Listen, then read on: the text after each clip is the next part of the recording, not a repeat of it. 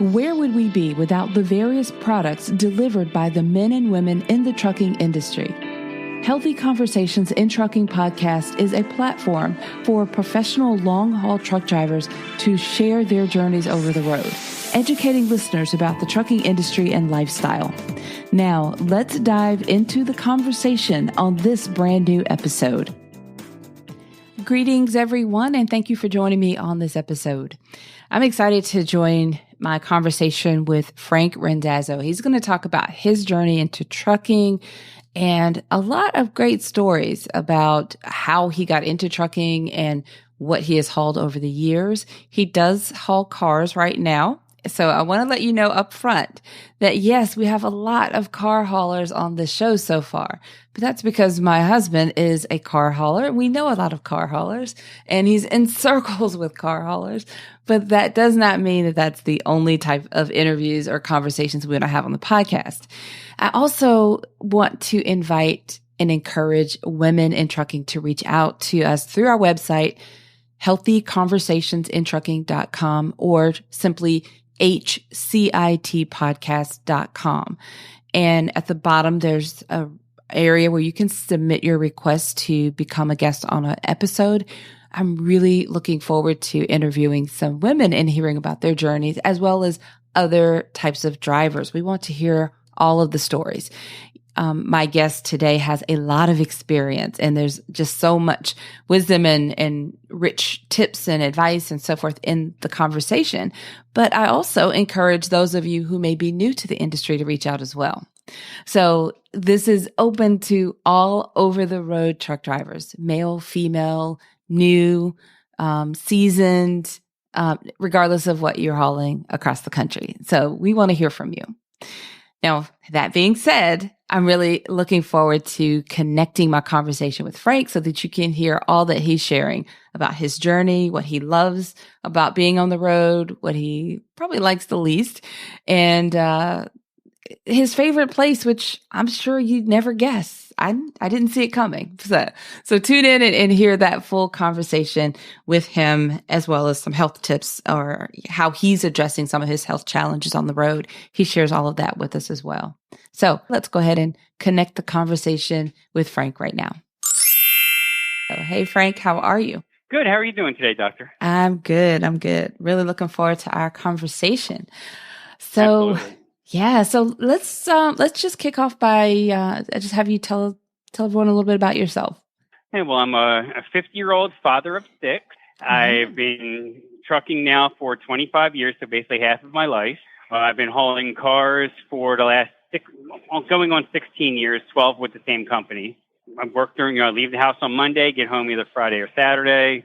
Mostly run the Northeast, mostly the East Coast, like a lot of your other guests have talked about. I've been a big fan of your podcast already. I'm really liking these podcasts you're doing. I listen to them during the week while I'm driving. Oh, that's wonderful to hear. That's wonderful. Definitely like that a lot. Wonderful. Big family, 6. Now you have to give me the breakdown. Boys, girls, who rules the house? Well, most of them are grown now. The youngest one's 19 and she's the only one left at home. Okay. I have a total of 4 girls and 2 boys, ranging from 31 to 19. So nice. I started early. Yeah, that's really nice. Ours is, well, my husband and I have a blended family. So we have, our youngest is 16. So he's a junior in high school and we are already counting down. Oh, I bet. It still doesn't get easier. You know that by now.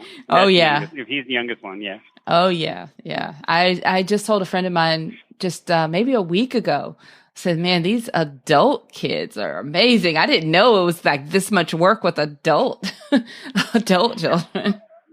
Well, the thing is, we don't have to tell them anything because they already know everything. Yeah, so, exactly. That part makes it easy. Exactly. Until they realize that what they know is really flawed, and then they come running back with all that mess, asking for help to clean it up. That's the fun part when they come back with their tail between their legs. Like, we told you so. Yeah, I do like the phase where we are much more hands off because they know it all. So it's like, okay. Or as my husband said the other day, like when they ask a question, they come and ask him for advice and then second guess him and then Google what they were asking anyway and come back to to him with their Google response. He's like, oh, it's like Google Translate for parenting. Yeah, exactly. So it's a lot of years in trucking. So over half of that time hauling cars. Yes. And I know that people are listening going, man, she really likes the car haulers. That's just the niche that I'm in right now. So if you're listening and you haul something completely different, we still want to interview you. But we do have a lot of car haulers in our circle. So the East Coast, now I'm starting to wonder, because all of my car haulers so far really enjoy the East Coast. Is there something about hauling out west that's bad, or? Well, I mean, it's when you get west of the Mississippi, it's like you really need to have your connections to get back east without doing a lot of empty miles. Mm. It seems like it's like the country is like divided. Like that's almost like, it's like someone else's territory. It seems like. I mean, I have done like it's amazing how much you can actually get done when you leaving out on a Monday and getting home, let's say on a Saturday afternoon. I mean, there's been times I've left my house in North Carolina loaded and delivered in Minneapolis, and then went to Indiana and reloaded and came back to South Carolina, and it's only Thursday afternoon. And you're like, okay, so there's a lot you can get done. So you can travel, pretty far or go to Texas. I've gone to Houston, Texas, and left on Monday and went and delivered in Houston all the way down to the border down there to Edinburgh, Texas, which is right there on the Mexican border, and then came all the way back and reloaded and was home by early Saturday afternoon. Yeah. And it's funny you say that, because even like when my husband does that, he travels. It seems like, because I'm not traveling that far, when he talks about all the different states and all the places he's going and all that he accomplishes, and then he's still back home by the weekend, it kind of blows my mind a little bit that he gets all that, he travels all those different states and all those places. But yeah, I get what you're saying, because I do know that the few times that he would go out west, the big thing is, I don't know where my load is. I don't know where I'm going to be coming back to. There's all these question marks. Yeah, that's like, I tell any of my friends, if you see me in California, you may want to ask me to buy you dinner, because I'm getting paid to be out there. I don't go out there for the fun of it, going all the way to California. Mm-hmm. There's a special reason for me to be out there. Yeah. Yeah, I can definitely understand that. So since you've traveled a lot, well, what did you do other than hauling cars? What did you haul before you were hauling cars? It's funny, pretty much anything I've ever put on a truck, I've handled personally. I did retail freight, where I would go deliver to the malls and deliver to clothing stores and sporting goods stores and shoe stores and stuff like that. And then I got into doing food service and vending supply, where I was going back to the same malls, but now I'm delivering to the food courts and delivering to the pizza places and the pretzel shops, and then maybe in Philadelphia, go downtown Philadelphia and deliver to these little restaurants and stuff like that, and go into Manhattan and deliver to the movie theater in Times Square, taking a trailer load of popcorn in there for the newest movie that's coming out that they're expecting a big crowd for. And so it's like I've had to handle everything I've ever hauled. Yeah, yeah. And you mentioned, of course, you've been all over the country. So is there a particular region or a state? I know you like the East a lot because of the not really thinking about the frustration with the load itself, but just in traveling, is there a certain region or state that you like the most? I can break it down to a city that people are going to think, oh, this guy is, off his rocker. The one city I love going to is Chicago. I did not expect that. People think, oh my God, are you crazy? And it's like, I don't know what it is about that place, but the dealers I've dealt with, everyone has been super nice. They will bend over backwards for you. You get stuck in a traffic jam, you make a phone call. Hey man, I'm going to be an hour late. Is there any way you can say, yeah, keep on coming. Don't worry about it. We understand. And they'll wait for you, and you can make your delivery and get where you have to be. And the food there, the food choices you get, where you could pull off on the side of the highway and get some of the best junk food you'll ever want to have. some of the hot dogs and Italian beef sandwiches and the pizza and everything. I mean, there's been times where I was at a dealership, make a phone call at the pizza shop I saw down the street, wait 45 minutes because them big Chicago deep dish pizzas take a while to cook. And then stop in the middle of the turning lane in front of the pizza place on my way back from delivering to the dealership, pick up my pizza, throw it on the seat, go down the road, stop, eat some of it, put the rest of it in my refrigerator, and now I have snacks for the whole rest of the week. Wow. I just did not expect that. But I definitely see, when you have to, especially with the way you work with, hauling cars and delivering, I've heard so many good and bad stories about how that, can work out in terms of, the delivery places, the dealerships and so forth. So I definitely understand, your reasons for that being like one of your favorite spots. I just never would have guessed it. If you give me 100 guesses, I would have not come up with Chicago. And being a Philly guy originally, oh man, Chicago, it's like they're similar in some of their good aspects.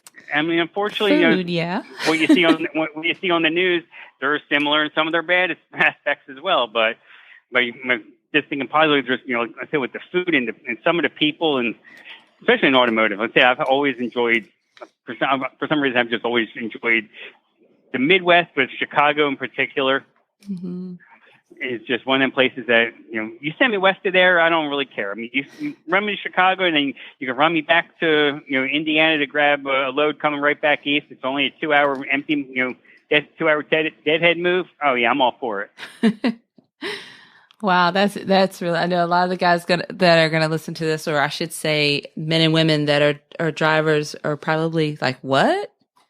If they listen to this part, but very, very cool. So what brought you into trucking? Like, why did you choose trucking as a profession? It was more out of necessity than as a lifelong dream type of thing. My dad drove for years, and my dad, he was a Teamster. He did the local stuff around Philadelphia, did the dump trailers, working on the highways and stuff like that. And he always made it sound like it's not something you want to do. Like, he always talked about the bad side of trucking, especially you're talking 60s, 70s into the 80s. The equipment wasn't very good back then, especially for, a lot of the union companies. There wasn't air ride. I remember riding with him as a kid and sitting on a milk crate where the passenger seat should be, and just bouncing all over the place. There wasn't seat belts. I mean, safety wasn't a priority like it is today. Yeah. So actually, I kind of didn't necessarily had to wait, but it just turned out that way. After my parents had both passed, they both had passed young. And so I was 24 years old, and I had a little bit of money from when my mother passed, because she was the second one to pass, and because she had a little bit of inheritance. I took that, a couple $1,000s, went to a truck driving school in New Jersey, went in a couple of weeks and you get your license types of deals, and then just found a local job and took it from there. Well, that's an interesting journey into trucking, but it sounds like you also found some of your good sides to kind of counter some of the bad stuff here, the bad side of it your dad always talked about. Oh, absolutely. And I was doing sales, like marketing and promotions and stuff before that, so everything was up and down. And I had my fourth child on the way at the time, and it's just like, yeah, I needed to do something. I needed to do something more stable that had benefits, and that's when it's in my bloodline, so I might as well give it a shot. And that's when I decided to go ahead and get behind the wheel. Yeah. Well, what is what's your favorite? I guess this is like good and bad. So we're going to talk about what you like the most and then what you like the least. So let's start with what you like the most about what you do. The freedom of basically, I mean, I always hear them say, "Oh, well, you're your own boss." Well, you are to an extent, but you're work in tandem with your dispatcher or driver manager, depending on where you're working at. They have different terms for them, because you're physically delivering the loads and you're the one out here, but they're the ones that are getting the loads for you, and you're to make the money, and the company is making money. So, I mean, I guess because that's more the good side of it, because you do have, you're not stuck in an office all day. I worked warehouse jobs and factory jobs back, my late teens, early 20s, and I couldn't see myself going back to doing that. Yeah. I'm saying the bad side would probably have to be, being away from home. Yeah. But unfortunately, it's funny, like with my company, when our volumes are heavy, I seem to get home more because there's more freight going to my house than when there is, like, lately, especially since, after the pandemic hit, the freight volumes have been all over the place, especially with parts shortages and, manufacturing where they can't get enough people to work to build the cars or what have you. I mean, that's just worldwide, obviously. Yeah. When things are going good, I can go 3-4 nights during the week, plus the weekend. Oh yeah. Well, because you're in North Carolina, so you're probably going back and forth past your house all the time. Yeah, I load out of Columbia, South Carolina, and I'll go to dealers, in Greensboro and in Winston-Salem and stuff right near the house. So I can do maybe, let's say, a short one, somewhere in South Carolina or like Charlotte area or something, come back and then load that one, drop that, and go home, and still get it all in that 14-hour window. Now, what about, I'm going to shift a little bit, and I'm going to ask you about some of the health challenges that you face over the road. And we were chatting about this a little bit before we actually started the recording of this episode. So we touched on a few things. I had to stop because I wanted to save it for the episode. Yeah. But so tell me, what is your biggest, health related challenge, while you're over the road? Well, the one that I was able to tackle is smoking. I smoked pack and a half, 2 packs a day for, since middle school, since I was like 12 years old. And I've been smoke free now for over 5 years. And I mean, I still see so many drivers out here, regardless, what type of, freight you're hauling, you're still seeing them smoking. And I'm like, guys, I mean, it's going to cut your life short. I lost both of my parents, from smoking related illnesses and cancers and stuff like that. When my father was only 66 and my mother was 58. So I was an orphan, I guess you could say, at 24. And, they didn't get to meet their grandkids. And I want to be around for all that. And I know a lot of people listening, they want to be around, to see their kids grow up and, and see their grandchildren. And it's just, it's difficult. It's probably the hardest thing I ever had to do, but there are ways to make it easier out there. And you just have to be open-minded and explore them. Yeah. Yeah.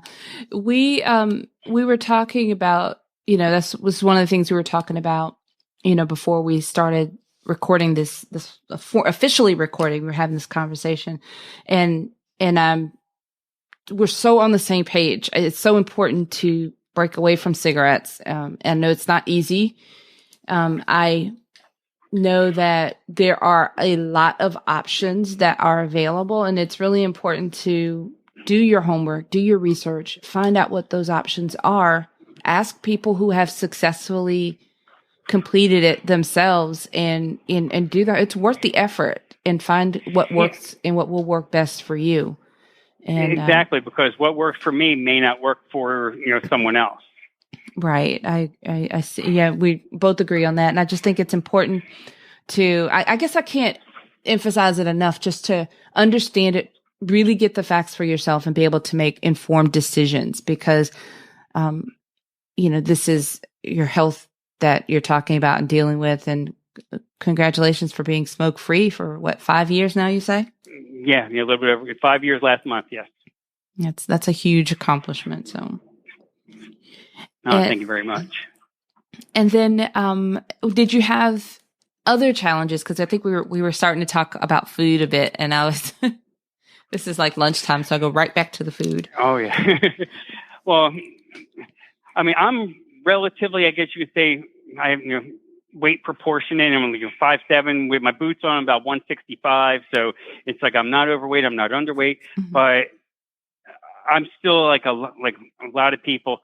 I'm eating a lot of garbage while I'm out here. I mean, I stay out of the truck stops as far as, sitting at the counter and having, or grabbing fast food or something. I stay away from that. I do have a microwave and a fridge in the truck. Plus, I have a George Foreman grill, and I actually have my own coffee pot in here. My Keurig machine. So it's like I'm pretty well self-sustained that way. But the biggest thing is I try to stay away from as much sodium as I can, because sodium can mess with your blood pressure and stuff like that. And that's just things I guess I've learned through the years. And having a wife that was a former, I still have the wife, but she's a former healthcare professional. So she's always like, oh, you have to stay away from the sodium and stay away from the fats. And I mean, it's hard to do, but I know you had was it 2 weeks ago? You had BJ on, and he said about not eating out of a bag. Yeah. And that, I echo those sentiments 100%, because that's a big deal right there.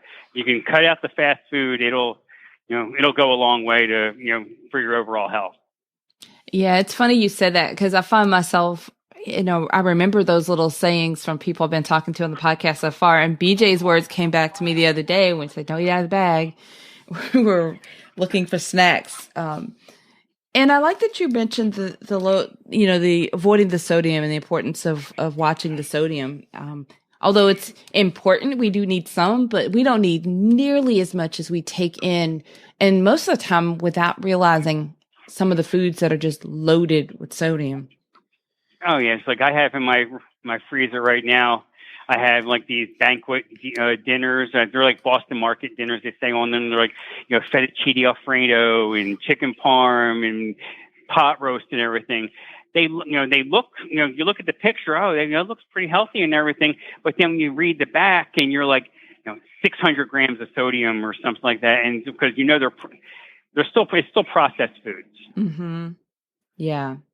So what I like to do is, when I have the opportunity, now that the weather's starting to break a little bit, it's more easy for me to do, because I do a lot of cooking outdoors, is I'll bring leftovers and I'll either freeze them, or at least that'll be something I'd eat early in the week. And I can throw it in the fridge and then heat it up in the microwave. And I have something that's a little bit healthier than the processed stuff that you're buying in the freezer section of the grocery store. Yeah. Yeah. I think that's always a great way to go. I have to tell you, I'm kind of, what I always hear from car haulers is that there's hardly any cab space. And I've seen it for myself. It's really tiny, but you've got a microwave, a grill, George Foreman grill, and you've got your coffee maker in there. That's pretty impressive. Well, you know why? Because I didn't tell you that I do not have a passenger seat. Okay. So where the passenger seat would be is where I have my fridge, I have my microwave, I have a 3-drawer dresser that I keep, keep plasticware in, and paperwork and my sugar and some condiments and stuff like that. So I've learned how to maximize my space. Yeah, Jonathan did that too. He had his the passenger seat removed, and so that he could put his fridge in there and his little stand, and he keeps saying pack his food for the truck. Oh yeah, it's because that's the biggest thing out here. And I know, like exercising, being a car hauler, yeah, we do get a lot of exercise. My doctor tells me it's still not enough, because apparently, I've gotten too good at my job where my heart rate doesn't go up high enough to, I guess, to really make it what she likes to count as exercise. Yeah. So I try to do more walking. If I do go to the truck stop, you want to walk, but some of them may not be the safest places to walk. And, a lot of them, they may claim they have a walking trail, but then you try to find it and they're like, oh, well, we don't know what you're talking about.